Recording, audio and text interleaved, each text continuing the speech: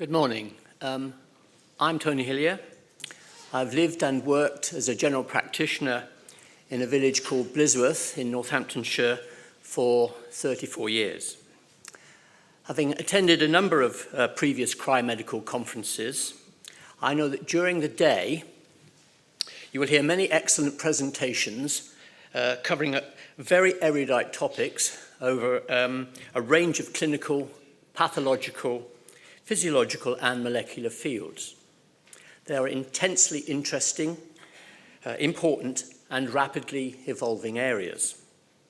However, amidst the excitement of developing research, it is possible to forget momentarily that behind it all lie the families who have suffered an intense tragedy, namely the death of a young person suddenly, unexpectedly and inexplicably.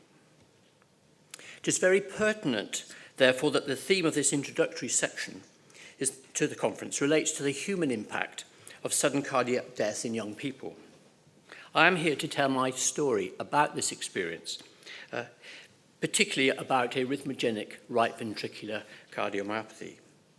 I say story for a particular reason, because I invite you to sit back and listen, and hopefully I won't put you to sleep.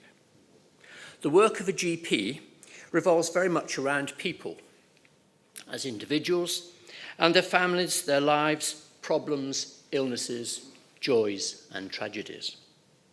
In a village, the GP and his family will nearly always be involved in village activities.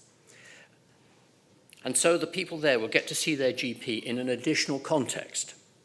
Village sports days, local junior football team matches, drama theatre groups, school nativities, and you know you've made it when you get invited to crown the May Queen. At other times, he or she will attend weddings, funerals, and other occasions where people gather. You are at various times very much a part of their lives, and likewise the people in the village share in your life. As I mentioned, I've been a GP since 1978, and became active in teaching and medical politics after a few years. I always like to think I took personal development and further education seriously and attempted to keep up to date as best as I could. Until 2003, I had never had experience of sudden adult cardiac death, although I had supported families when young persons had died of other causes, accidents, cancer, neonatal deaths. I was aware of hypertrophic obstructive cardiomyopathy and had heard of long QT syndrome. I had never heard of, let alone seen, any case of ARVC or the other causes of sudden cardiac death. On Friday, the 20th of June, 2003, a young 21-year-old university student called Laura was working in the surgery in the upstairs administration department. She was doing vacation work, helping out with the various administrative tasks.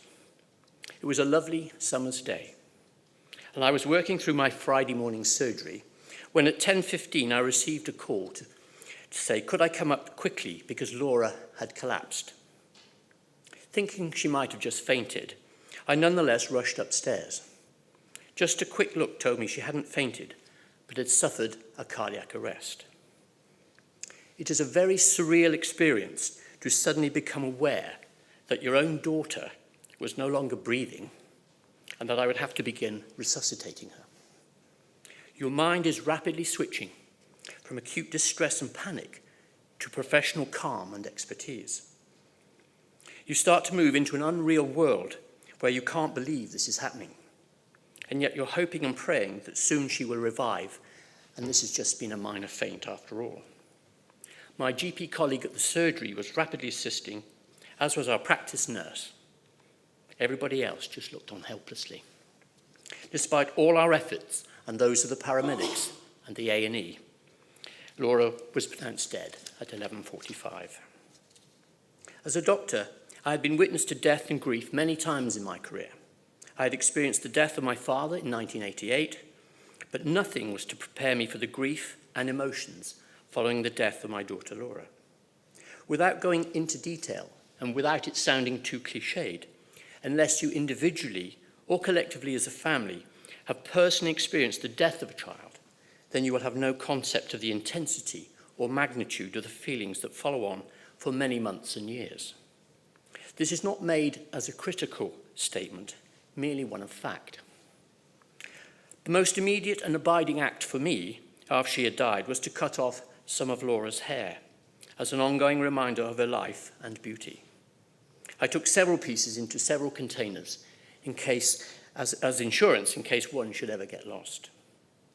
Because Laura had collapsed in the surgery and had then been taken to hospital, it was some time before my wife Joan and our son Matthew, then aged 17, arrived at the hospital to be told the tragic news. Although Matthew had never had cause to see a dead person before, he had no hesitation in entering with us the private room in A&E where she was lying. From then on, we made decisions about Laura as a family.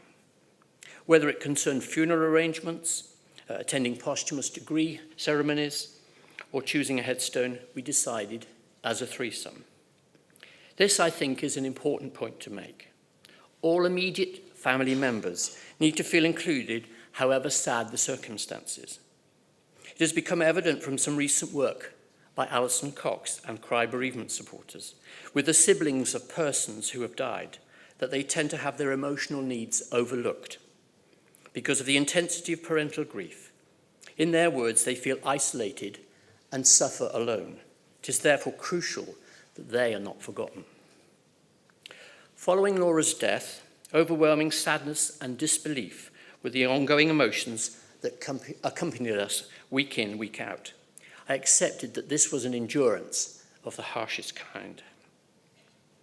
We knew that there would have to be a post-mortem. Before it takes place, you start imagining all sorts of things, not least, could she have been taking drugs? At the time, this was made worse when the pathologist informed us that he had sent blood off for toxicology, following an inconclusive post-mortem. More detailed tissue examination was awaited. Waiting for an answer is one of the most stressful aspects following the sudden death of anyone, more so in the young, where death is least expected. This is made worse because Laura died on a Friday, so no examination would take place until Monday at the earliest. By the following Friday, the pathologist rang us to say he had an answer. Laura had died from a rare condition called arrhythmogenic right ventricular dysplasia, better now known as arrhythmogenic right ventricular cardiomyopathy, or ARVC. We had an answer.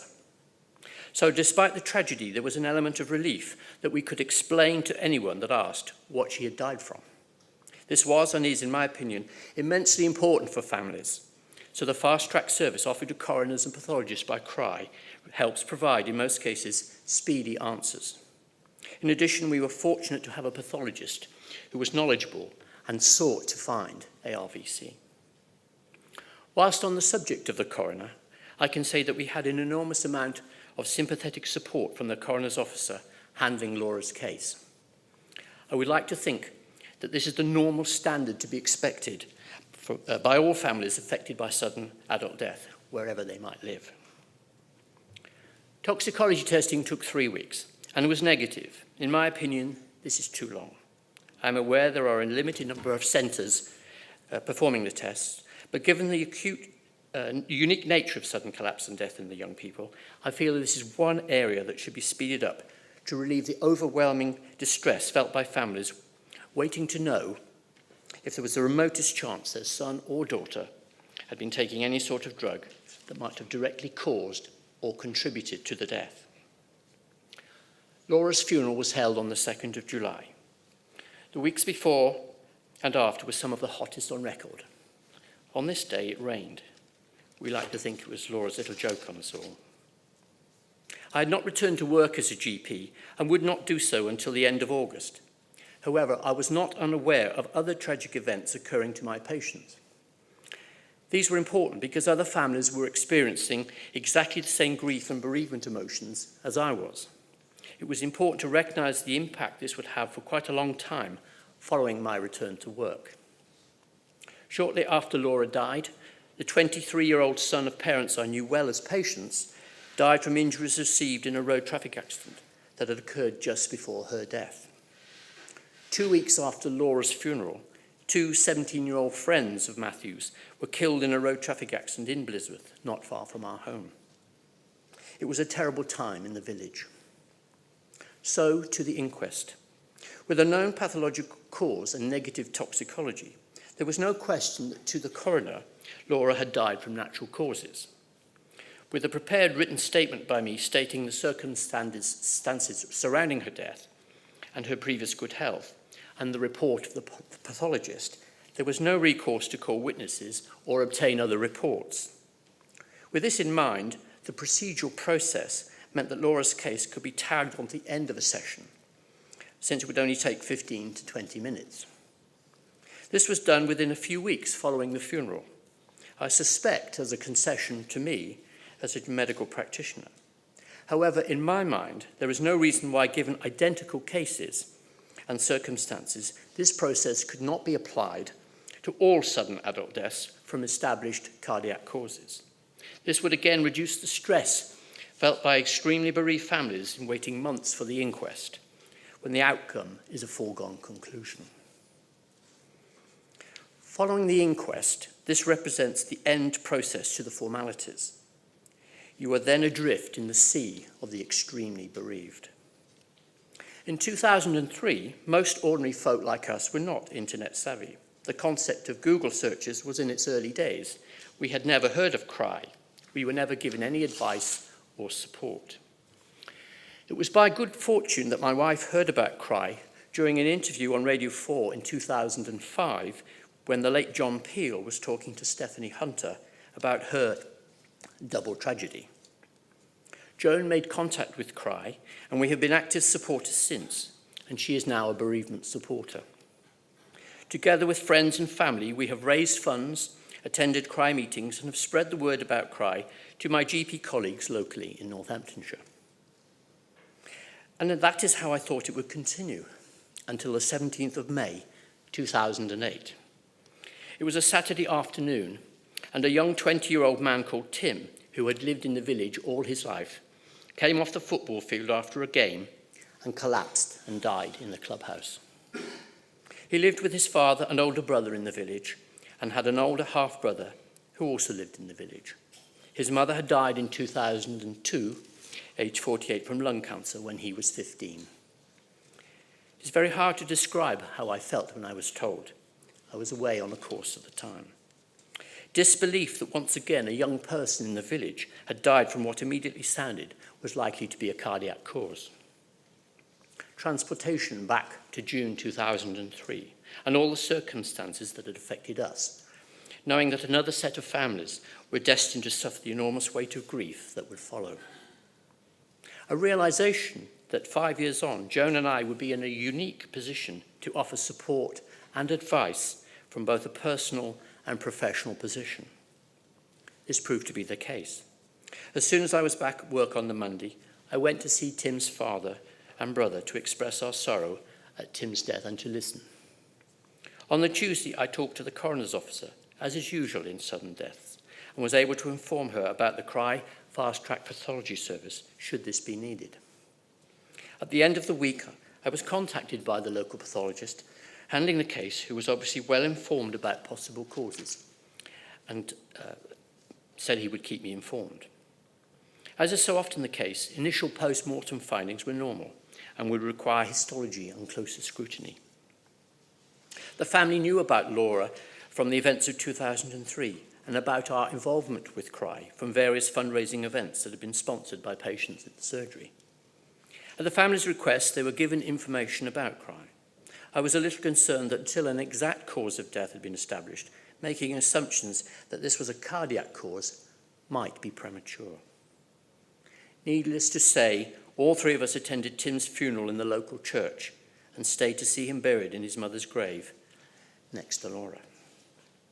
Matthew used to play football with Tim when they were at school, both of them playing in the various village junior teams for several years. Most Sundays would find me transporting a carload of young players and supporters to a variety of local and far-flung venues. Apart from continuing to support Tim's family, it was important to refer them for screening. This raises an important issue for general practitioners. To whom should they refer if placed in this situation. At the time, the services of the CRY Cardiac Screening Clinic, located then at King's College Hospital and run by Dr. Sharma, seemed the most obvious choice for me because of his world-class expertise and experience in the diagnosis of difficult and relatively uncommon diseases, and because I knew about it. But where does that leave the local cardiological service of the average secondary care trust? After Tim's death, I spoke to one of my local cardiologists, and he was honest enough to say that they didn't see many cases. They were happy to screen family members and seemed to perform a wide variety of diagnostic tests. He did admit that if he was not sure or had any difficulty, he referred to Dr. Sharma. How would any GP faced with a similar case know what investigation should be performed and on whom? Are there local cardiologists with the interest and expertise to offer all the necessary tests required to diagnose occult arrhythmias, to pick up subtle changes on echocardiograms, or arrange cardiac MRIs? I can report that in my area, the situation has changed recently, quite considerably. My local hospital has signed up to the protocol of the UK Cardiac Pathology Network for post-mortem examination of hearts in cases of sudden death. Information will be entered onto the Sudden Arrhythmic Death Syndrome database, and qualifying cases will have family members referred to a designated cardiologist who happens to have a special interest in arrhythmias and a responsibility for ICDs within the trust. Along with this, there is a heart centre where many diagnostic investigations are carried out, including Holter monitoring, Ajmaline challenge tests, cardiac MRIs are obtained in Oxford. So it seems that the recommendations in Chapter 8 of the National Service Framework are being implemented, and that the pioneering work of Mary Shepherd and CRY is beginning to filter through to local district general hospitals. One issue that I would mention following my recent discussions with the cardiologist mentioned above is that in cases identified as sudden arrhythmic death syndrome, the families will ideally give a consent to preserve samples of their deceased relative's splenic tissue for later possible genetic studies. How best to approach them about this at a highly emotional time has not yet been decided, nor has the system for storage been set up. But back to 2008. Eventually, the pathologist issued the death certificate for Tim. After several expert cardiac pathologist reviews of the histology slides, the likely cause was probably early ARVC. Although it's not absolutely conclusive, and other possible arrhythmias could not be ruled out. So in summary, what do I feel are the important areas from a GP perspective when considering the impact of sudden cardiac death in young people? Firstly, learn about the various conditions. You don't have to be an expert, but some basic knowledge is important. These are new and important conditions and are rapidly changing. Learn how to read ECGs and to recognize abnormalities, not necessarily to diagnose difficult interpretations, but to have some idea of getting an opinion. Be aware that the sudden death of a young person in these circumstances is a catastrophic event, and that the grief is an order of magnitude above many other bereavements. Contact the pathologist and act as a link for the family. Support the family, and if a cardiac cause is established or seems likely, then provide them with information about CRY. Be informed about the local cardiology services in SCD. Discuss with the family the need for screening and refer family members as appropriate, if this has not already been done. Do not be afraid to use the services of CRY and visit the website. Be more suspicious about faints and funny turns in young people and get ECGs as a matter of routine and refer for investigation stating your concerns. And finally, think about getting involved to press for a national program for the screening of young people to identify abnormalities. Now, in previous years, I normally conclude after this summary. But it is now 9 years since Laura died, and since we are looking at the human impact of sudden cardiac death, I thought a postscript of where we are as individuals and as a family might add an important counterbalance to the effect of the talk. There is rarely a day passes where we do not miss Laura and think about her in our individual ways. I am sure this is true of all affected families. We have become very involved as Cry supporters. Joan is now an experienced bereavement supporter and values her work immensely. I have been very privileged to be asked to talk at this international medical conference. In April this year, we held our first Cry Family Screening Day at the grounds of Northampton Town Football Club. This required 12 months of planning and was very successful. By chance, it took place shortly after the collapse of Fabrice Muamba, the impact of which has meant that all family screening day slots for 2013 are fully booked. We have continued to raise funds for Cry through my participation in the British Gas Swim Series. And Blisworth is situated on the Grand Union Canal, and there is now an annual canal festival, which is very popular and attracts many visitors. We host a Cry stall over the weekend, handing out leaflets, selling merchandise, receiving donations, and answering questions to those that are interested. Cry has been adopted as the unofficial village charity, and villagers are very supportive in their donations. As a result of our screening day, Northampton Town Football Club invited Cry to become one of their supported charities for the 2012-13 football season. What all this illustrates is that the memory of the person who has died never fades, but grief eases and can be replaced by action. Action to support a wonderful charity that works to prevent similar catastrophes in others. Thank you for listening.